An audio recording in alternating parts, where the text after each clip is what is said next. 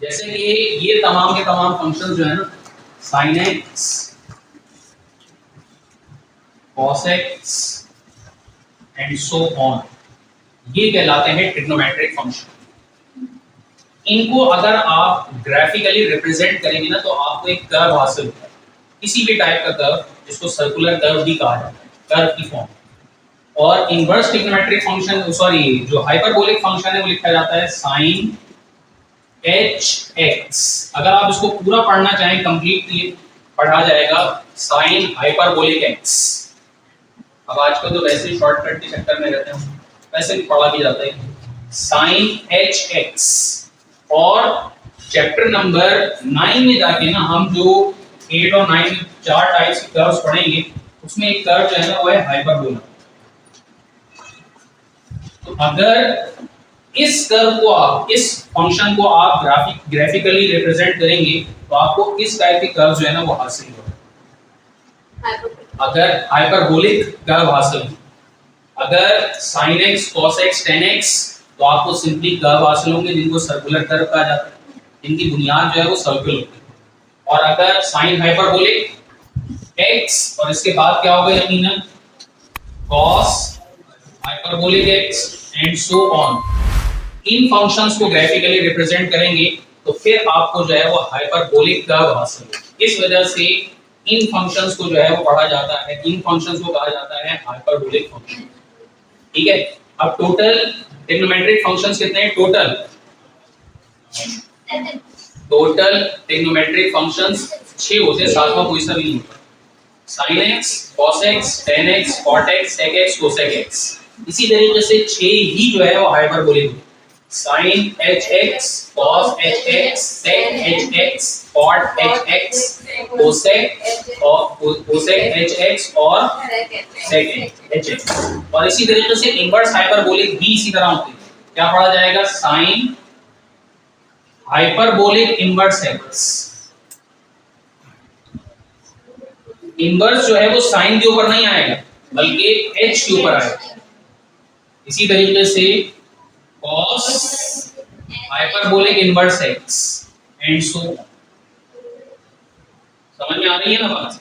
अब जैसे फर्ज करें यहां पर लिखा हुआ है sin x स्क्वायर, तो आप स्क्वायर कहां अप्लाई करते हैं? फंक्शन के ऊपर, ट्रिग्नोमेट्रिक रेशियो के ऊपर अप्लाई करते हैं ना। इसको इस तरह से लिखा जाएगा। अगर फर्ज करें लिखा हुआ है sin हाइपरबोलिक x, अगर कोई सवाल है तो अभी लेते जरा पहले बात से। तो इस पर स्क्वायर कहां पर आना चाहिए? h।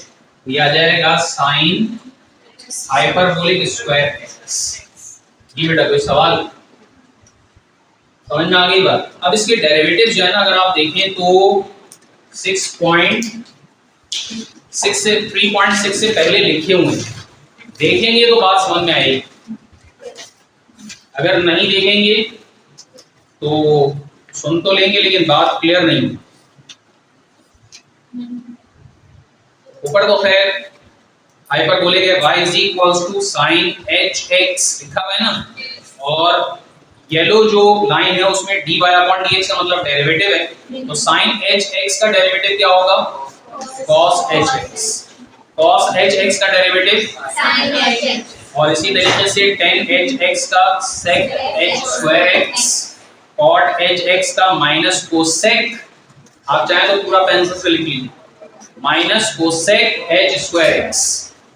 इसके बाद cosec hx का minus cosec hx, cot hx, और sec hx का डेरिवेटिव है minus sec hx tan hx।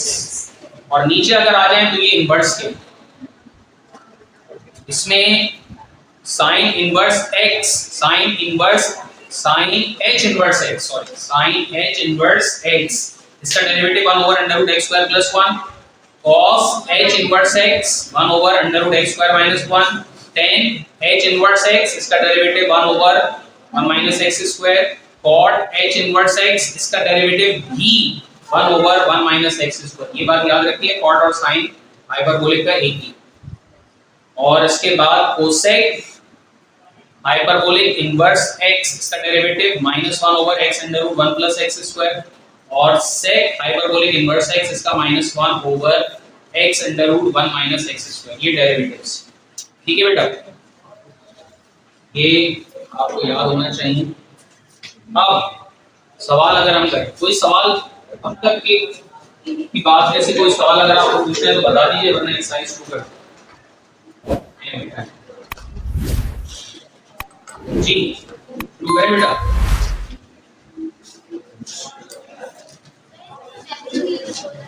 ये बेटा चैप्टर नंबर 1 करना।